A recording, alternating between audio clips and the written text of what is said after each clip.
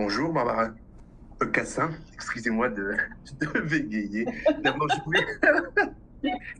je voulais déjà vous remercier pour votre participation à cette Nuit des idées Boston 2023. C'est formidable que vous soyez parmi nous pour nous parler de la langue. Votre entrée à l'Académie française avait fait du bruit en 2019.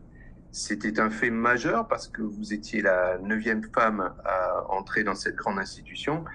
Et votre nomination a beaucoup fait parler d'elle pour une raison particulière qui est liée à votre épée. Et cette épée, elle détonne parce qu'elle ne ressemble à aucune autre épée d'académicien. À Radio France, on a dit d'ailleurs qu'elle ressemblait à un sabre laser de Jedi. Est-ce que vous pouvez nous la décrire et nous expliquer ce qui vous a conduit à la concevoir de cette façon? Mais oui, d'abord, c'est vrai que chaque épée d'académicien doit au fond tout dire de celui qui est élu, être un concentré de ce à quoi il tient. Alors moi, la première chose, c'est la phrase qui est choisie, si vous voulez. Chacun choisit un mot ou une phrase. Moi, j'ai choisi plus d'une langue. Donc c'est une phrase de Derrida, de Jacques Derrida, du philosophe Jacques Derrida. Euh, et j'ai trouvé ça intéressant de le faire au moment où bah, on rentre à l'Académie française qui défend le français.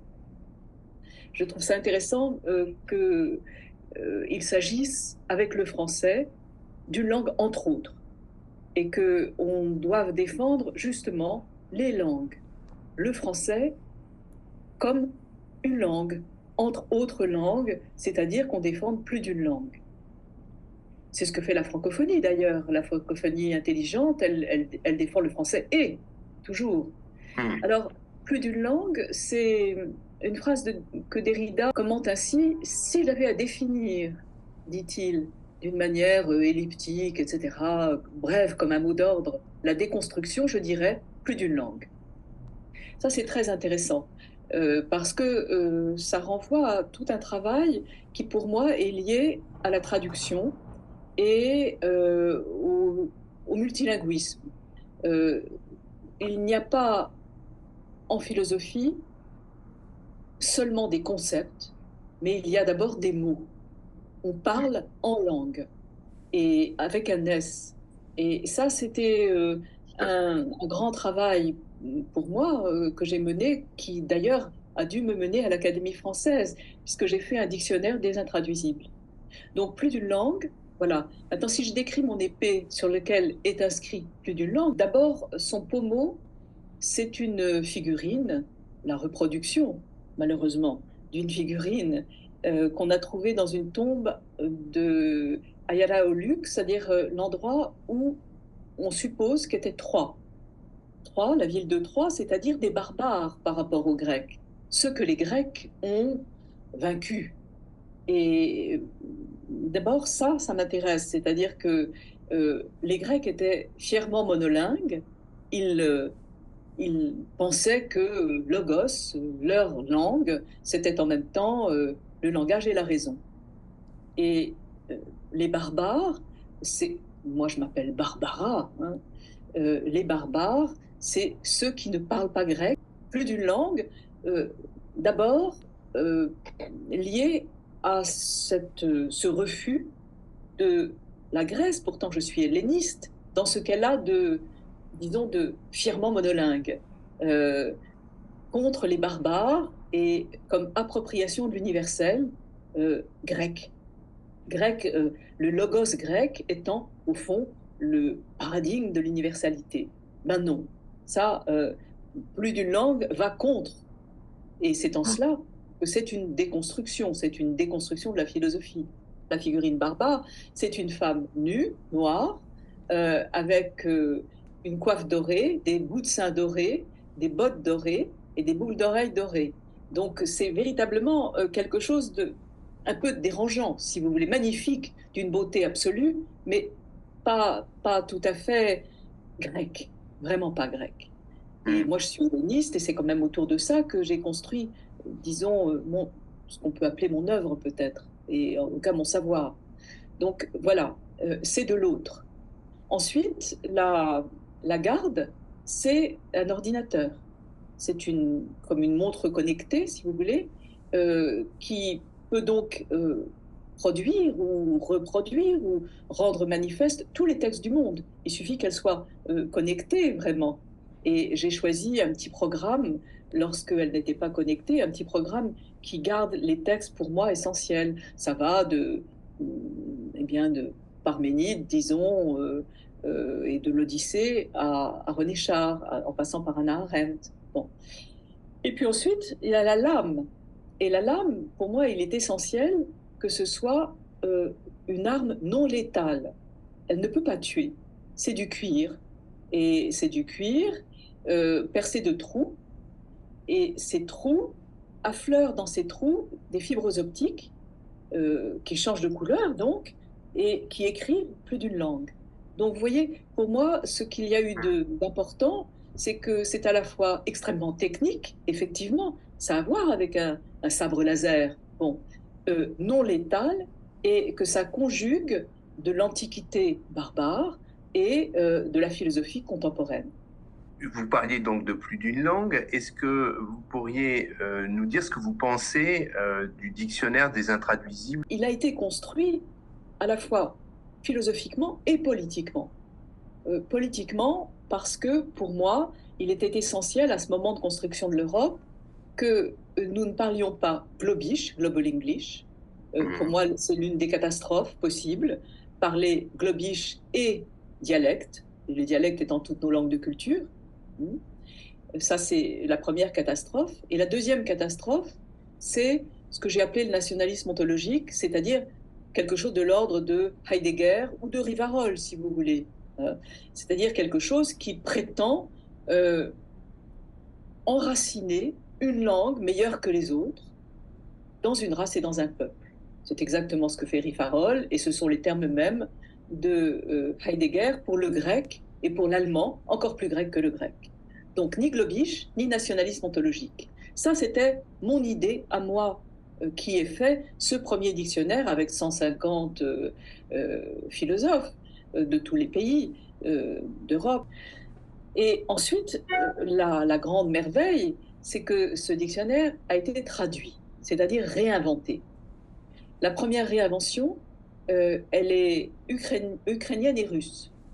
C'est Konstantin Sigov, un Ukrainien, qui a décidé de le traduire, c'est-à-dire de le réinventer vraiment, parce qu'il y a là une autre nécessité philosophique et politique. Là, en l'occurrence, c'était faire en sorte que l'ukrainien et le russe se manifestent comme deux langues, d'accord, proches mais différentes, distinctes. Vous avez une longue expérience en tant que traductrice d'ouvrages, comme La crise de la culture ou bien Vie politique de Hannah Arendt. Que pensez-vous de l'usage des outils de traduction informatique actuels?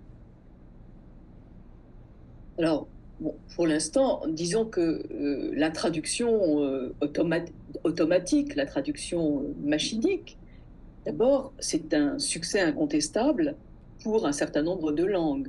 On va dire que, par exemple, de l'anglais au français, DeepL est très bon. Euh, Maintenant, disons, du français au chinois ou de l'anglais au chinois, il est beaucoup, beaucoup, beaucoup moins bon. Mais ce qu'il y a dans les machines, et dans ce qu'on appelle l'intelligence artificielle qui les constitue, il n'y a jamais, en l'occurrence, que ce dont on les nourrit. On les nourrit avec tout le web. On les nourrit, elles brosent le web. Donc elles engrangent quoi? Elles engrangent les opinions dominantes, les opinions, des opinions. Absolument aucune garantie de vérité, mais nombre d'opinions, nombre d'occurrences, disons que la qualité est une propriété émergente de la quantité. Donc, on voit bien pourquoi c'est bien et pourquoi c'est pas bien. Votre pensée philosophique fait directement penser à la parabole de la tour de Babel, Selon cette histoire, avant, les hommes parlaient une langue unique et c'est une décision divine qui a causé la fragmentation de toutes les langues. Cette décision est interprétée comme une plaie, une sentence pour les hommes. Est-ce que vous êtes d'accord avec ça ou est-ce qu'il n'y a pas une grande richesse dans le multilinguisme? Et si, bien sûr, il y a une grande richesse dans le multilinguisme, mais il y a aussi un grand problème. C'est-à-dire que la communication est moins facile et ce qui tient lieu de caractéristiques universelles, pour parler comme Leibniz, eh bien, c'est la traduction. La langue de l'Europe est peut-être la langue du monde, c'est la traduction. La métalangue, c'est la traduction.